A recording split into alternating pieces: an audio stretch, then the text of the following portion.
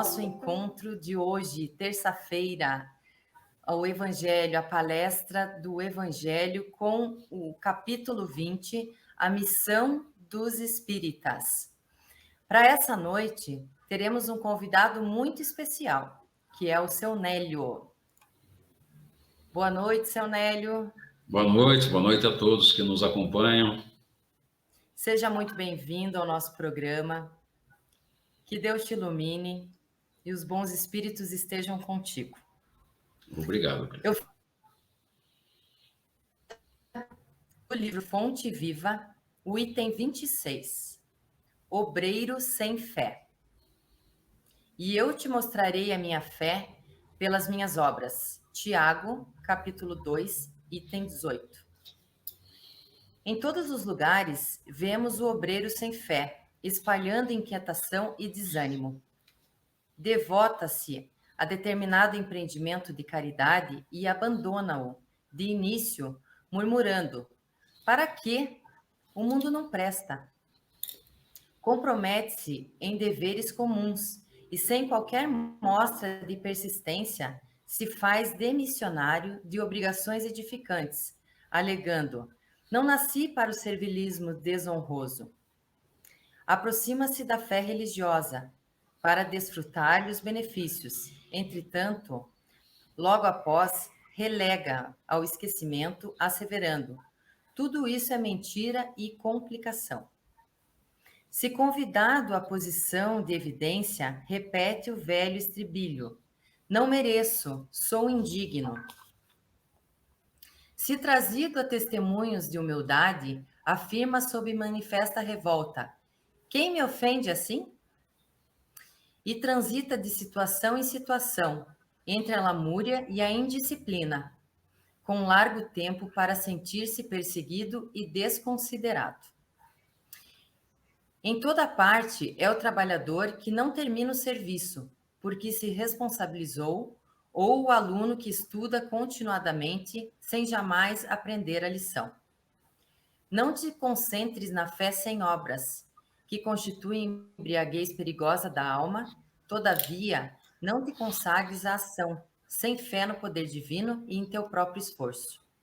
O servidor que confia na lei da vida reconhece que todos os patrimônios e glórias do universo pertencem a Deus. Em vista disso, passa no mundo sob a luz do entusiasmo e da ação no bem incessante, completando as pequenas e grandes tarefas que lhe competem, sem enamorar-se de si mesmo na vaidade e sem escravizar-se às criações de que tudo terá sido venturoso instrumento. Revelemos a nossa fé. Por intermédio das nossas obras na felicidade comum, e o Senhor conferirá à nossa vida um indefinível acréscimo de amor e sabedoria, de beleza e de poder.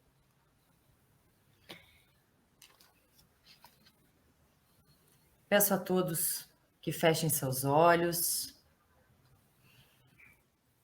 nos concentremos para fazer a nossa prece inicial, que nos ilumine nessa tarefa, inspire o seu Nélio, que leve a palavra de luz e de amor de Jesus ao coração de cada um de vocês que dedicou esse tempo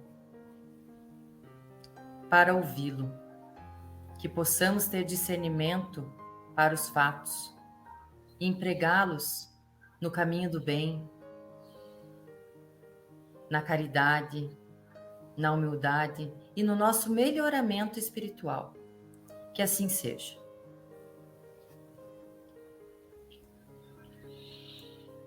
Com você, seu Nélio. Tá bem, Priscila, obrigado. Novamente cumprimento a todos que nos acompanham e que nos ouvem. E o assunto que trazemos à reflexão de todos diz respeito à missão dos espíritas.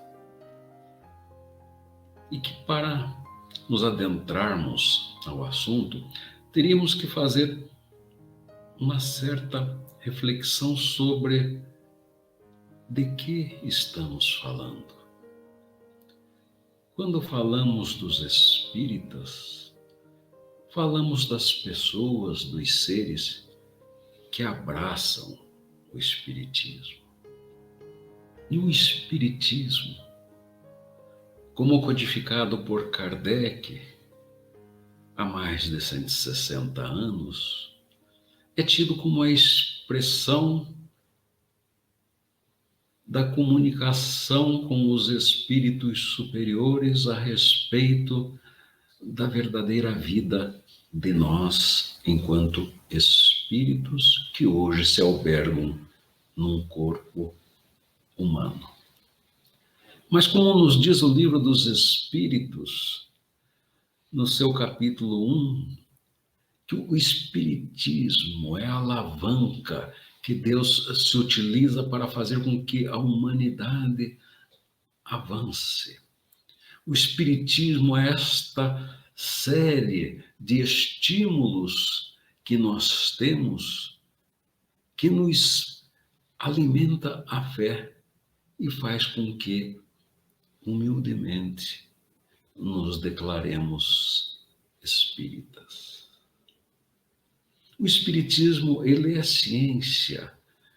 Quando nos permite comprovar através da observação e da experimentação os fenômenos relativos a questões espirituais.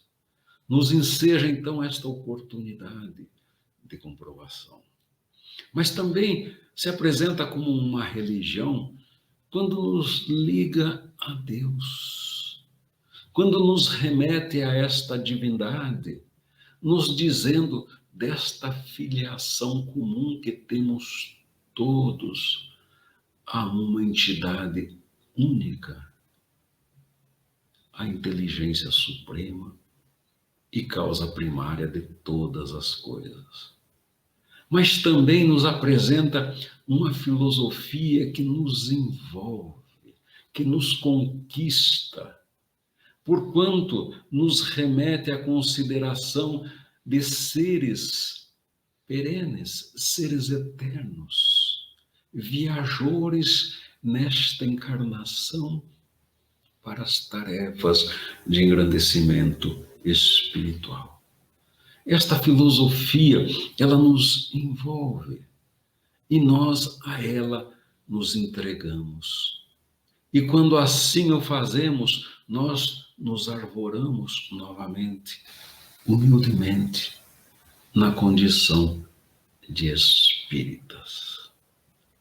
Quando o Espiritismo nos diz quem somos, de onde viemos e para onde vamos, ele, em verdade, nos apresenta uma alternativa de existência que responde a todas as questões que nós temos sobre a transcendência que existe na vida de cada um.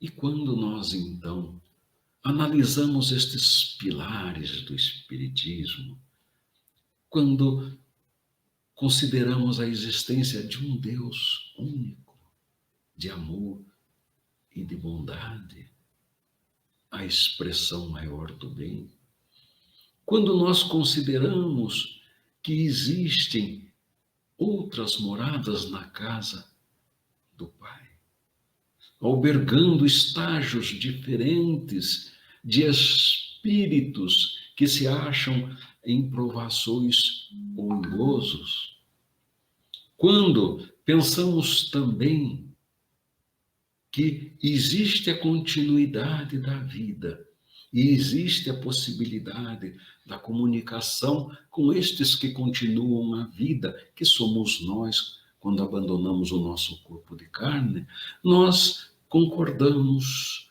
nós percebemos pela lógica que de fato é isso, mas quando nós nos detemos naquele pilar tão representativo que trata da justiça divina, nós nos consolamos.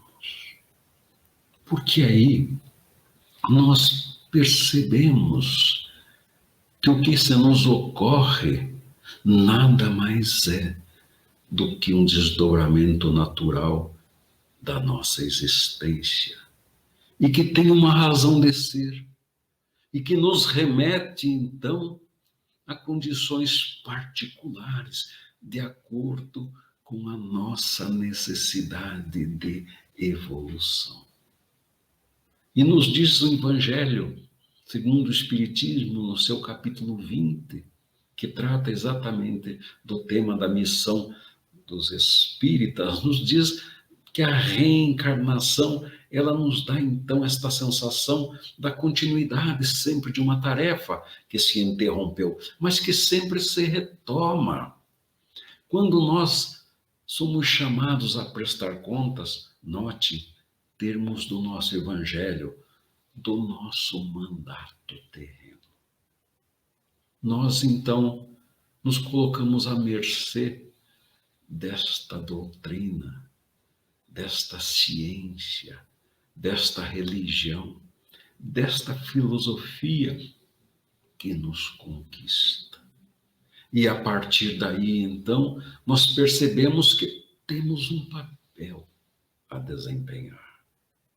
Nós não só dando curso às nossas provações por necessidade do nosso espírito, mas também levando ao nosso próximo esta mensagem consoladora, esta mensagem absoluta que nos conforta o coração por nos demonstrar da necessidade que temos das provações terrenas por conta da necessidade do nosso espírito. Nos diz ainda Emmanuel, no livro Roteiro, Psicografia de Chico Xavier, de que o espiritismo é, acima de tudo, o processo libertador de consciências, a fim de que a visão do homem alcance horizontes mais altos. O espiritismo, quando se alberga na nossa intimidade, ele nos fortalece, porque nos demonstra a verdade da nossa existência e nos faz ver de que a justiça divina se faz presente em todos os momentos da nossa existência. Meus irmãos, o consolo que isto nos dá é maravilhoso, porque daí nos sentimos verdadeiramente filhos de um Deus de bondade e de justiça que nos oportuniza as condições de refazimento perante os erros que pudermos ter cometido. Nos diz ainda a questão 573, de que a missão dos espíritos encarnados, isto no livro dos Espíritos, é instruir os homens inicialmente. Não podemos ficar de posse de uma mensagem tão consoladora como se fosse nossa propriedade, sem a distribuir por conta da força que ela pode desempenhar na vida de todos nós. Mas também nos diz, enquanto espíritos encarnados, que temos a missão de auxiliar o progresso em qualquer circunstância, seja o progresso material, seja o progresso moral. E nestas dimensões missionárias que temos enquanto espíritos encarnados, nós nos depuramos. A cada encarnação, nós nos depuramos. E quando, então, nos abraçamos a esta doutrina esclarecedora, a nossa vida faz sentido, porque sentimos, percebemos a continuidade que existe. Nos diz ainda o capítulo 20 do Evangelho, na sua parte inicial, quando fala de que os últimos serão os primeiros, nós temos um chamamento muito significativo do Espírito que se manifestou na época da codificação, Constantino, que nos disse: bons espíritas, meus bons amados, sois todos obreiros da última hora. Nós somos os trabalhadores da última hora. Temos tanto valor quanto da primeira hora, desde que nos disponhamos ao labor e a ele nos entreguemos quando formos solicitados. Quando formos solicitados. Se a ocasião se nos apresenta, nos entreguemos a ela. Faz parte das nossas conquistas necessárias. Ainda nos diz também o Evangelho no seu capítulo 6, obreiros, e somos todos nós, traçai o vosso sulco, façam valer a sua vida. Temos nós todos este desafio, então, de traçarmos o nosso sulco.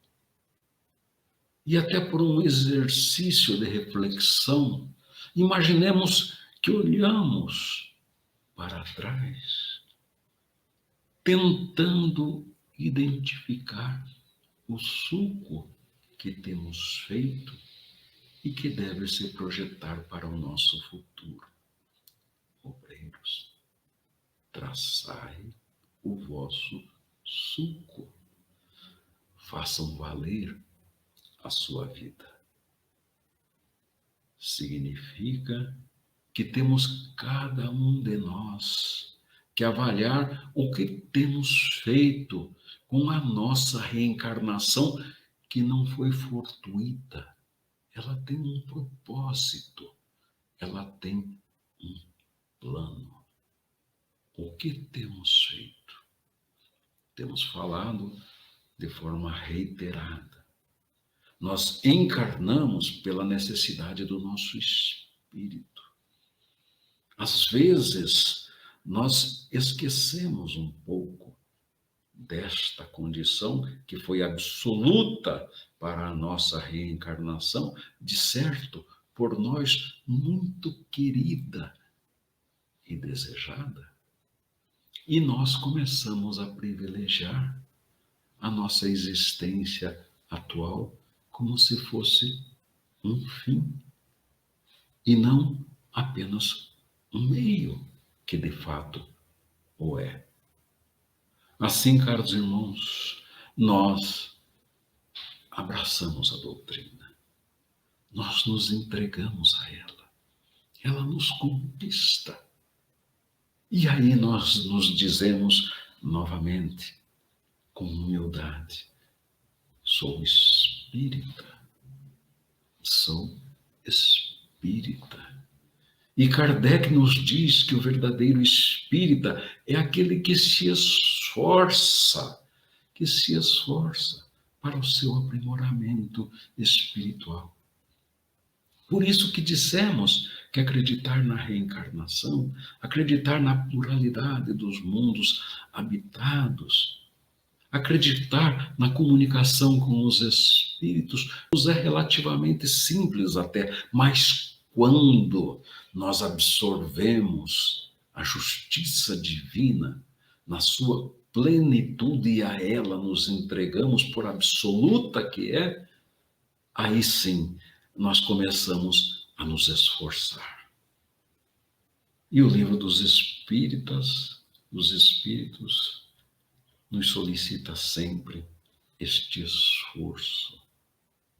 E o Evangelho nos diz que se assim nos dispomos, nós temos uma missão a cumprir. Nós, espíritas, temos uma missão a cumprir. E o Evangelho nos diz, ide e pregai. Ide e pregai. Nos diz mais, que quando nós nos declaramos assim espíritas, nós somos escolhidos por Deus para pregar a sua mensagem divina. E nos solicita ainda que devemos sacrificar a esta finalidade, os nossos trabalhos, as nossas ocupações fúteis, devemos nos despir de coisas mundanas e comezinhas para nos dedicarmos a esta ação maior que depura, de fato, o nosso espírito.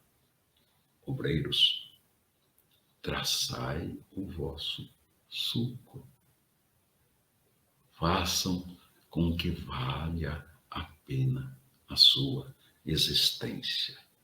Ide e pregai. Se olharmos a nossa casa, ela se dedica à divulgação do espiritismo e à vivência dos valores espíritas, nos dando então a percepção de que a doutrina que nós adotamos tem uma mensagem e tem um testemunho. A leitura inicial de hoje nos fala em determinado momento que a fé sem obras é vazia. Temos mensagem e temos testemunho. Nos chama a atenção ainda o Evangelho de que temos que ir àqueles que só têm interesses materiais para falarmos do valor que de fato tem os valores espirituais. Temos que ir aos dissolutos e dizer do valor que tem a abstinência. Temos que ir aos tiranos e dizer do valor que tem a mansidão. E ainda nos fala o Evangelho, palavras perdidas, no mais das vezes, mas não importa. A mensagem tem que ser levada, por importante e transformadora que é das nossas próprias existências. E nos diz ainda o texto, temos que regar o terreno a semear com o nosso suor. Temos que regar o terreno a plantar, a semear com o nosso suor. Não podemos nos dedicar à queixa, à lamentação, ao choro até, pelas iniquidades do mundo. Mas temos que dar a nossa contribuição de esforço para que as coisas se transformem positivamente, porque a nossa doutrina tem uma mensagem e tem um testemunho. Como nos diz também André Luiz, em Agenda Cristã, que de nada vale a cabeça cheia de sonhos e as mãos vazias de obras.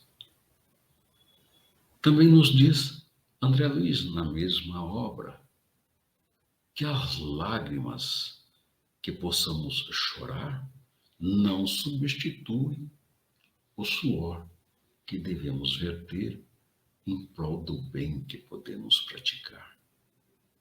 Porque quando nós aqui viemos e como espíritas, a compreensão do nosso papel faz parte da missão a desempenhar, nós nos comprometemos com o bem, nos responsabilizando até pelo mal que possa advir de não praticarmos o bem.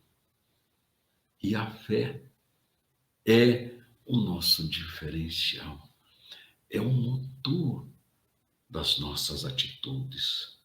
Jesus nos disse que a fé move montanhas. É ela que nos suporta, é ela que nos fortalece, é ela que nos direciona sempre para a obra que devemos apresentar. E é interessante, meus irmãos, no próprio livro, no Evangelho segundo o Espiritismo, no capítulo 20, há uma pergunta muito interessante quando se fala daqueles espíritas que de repente se desviaram do caminho do bem.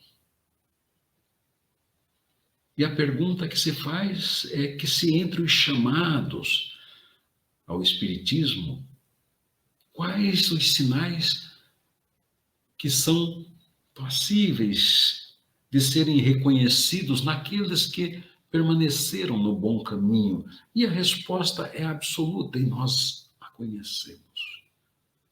Nos dizem os Espíritos que reconheceremos aqueles verdadeiros espíritas pela caridade que eles ensinarão e praticarão. Pela caridade que eles ensinarão e praticarão. Serão reconhecidos pelo número de aflitos que tenham consolado,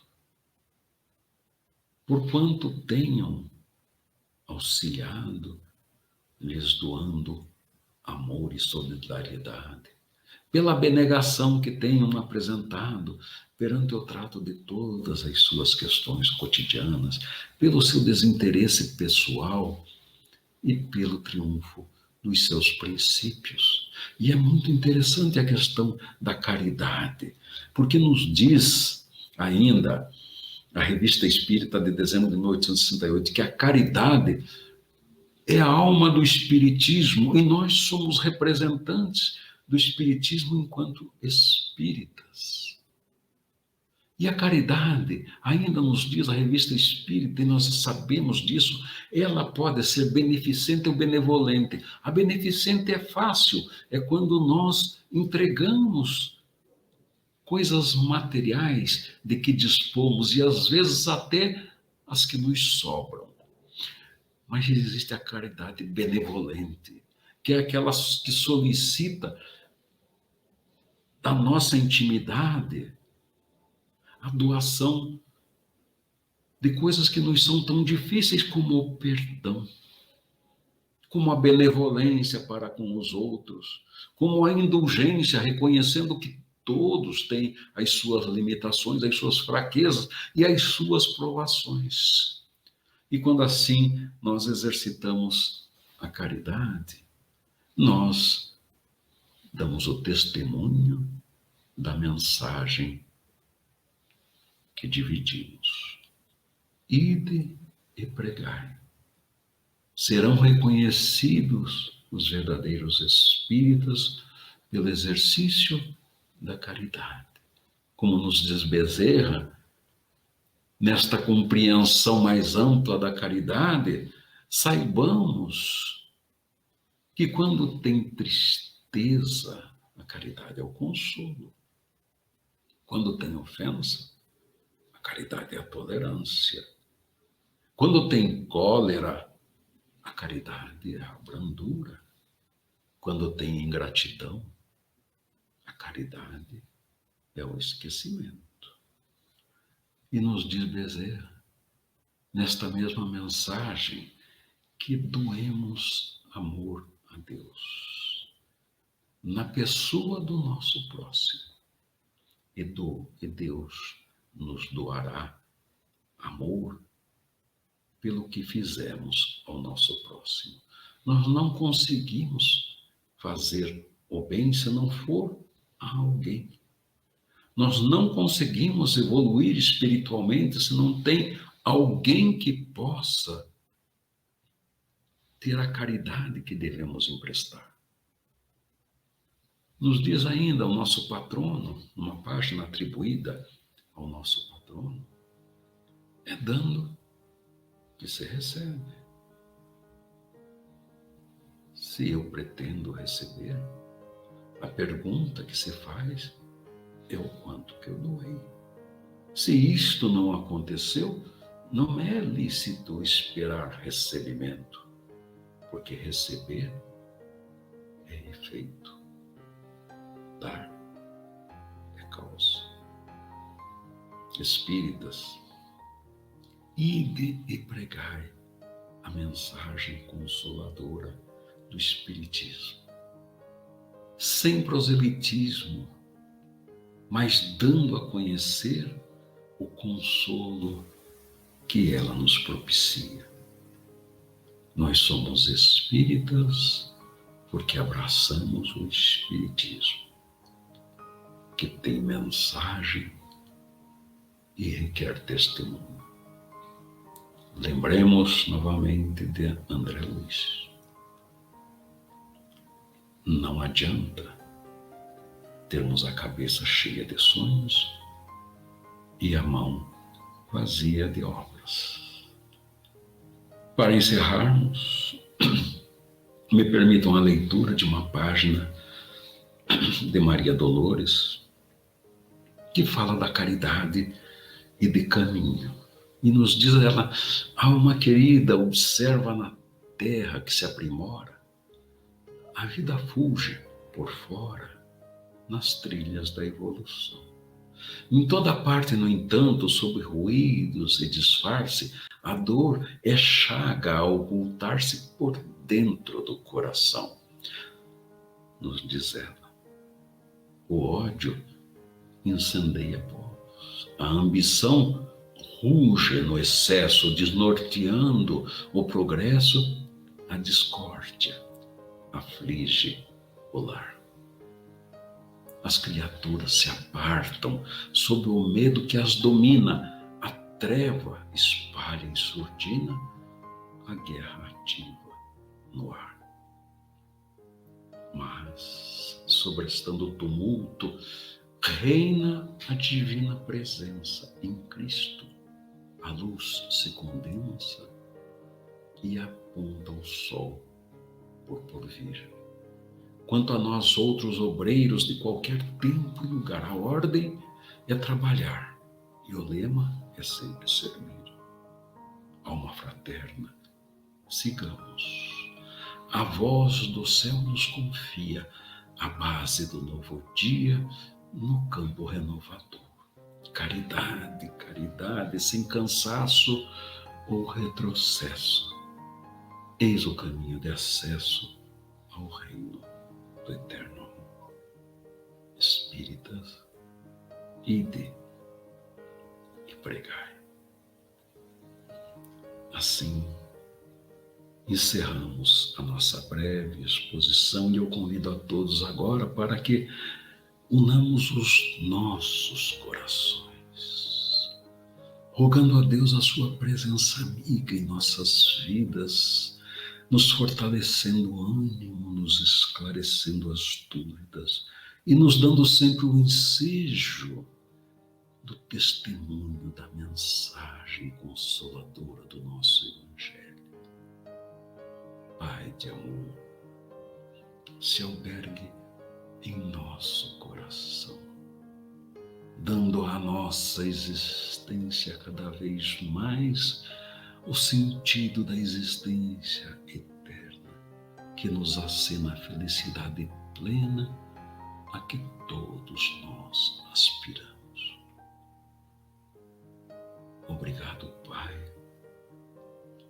Abençoa-nos o dia a dia e se conosco por todo o sempre. Que assim seja. Obrigado a todos.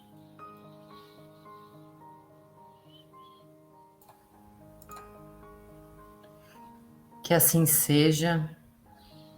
Essas suas palavras acalmam o nosso coração, reforçam o nosso dever como espírita. Enfim, um banho de luz para todos nós. Muito obrigada, seu Nélio. Que Deus esteja contigo, esteja com todos vocês e que possamos fazer diferente a cada dia. Esperamos que você entre nas nossas redes sociais e deixe o seu comentário, curtam a nossa palestra e se inscrevam no canal. Queremos chegar a 1000 seguidores. Contamos com vocês. Grande abraço a todos, boa noite e até o próximo programa. Obrigado, boa noite a todos. Boa noite.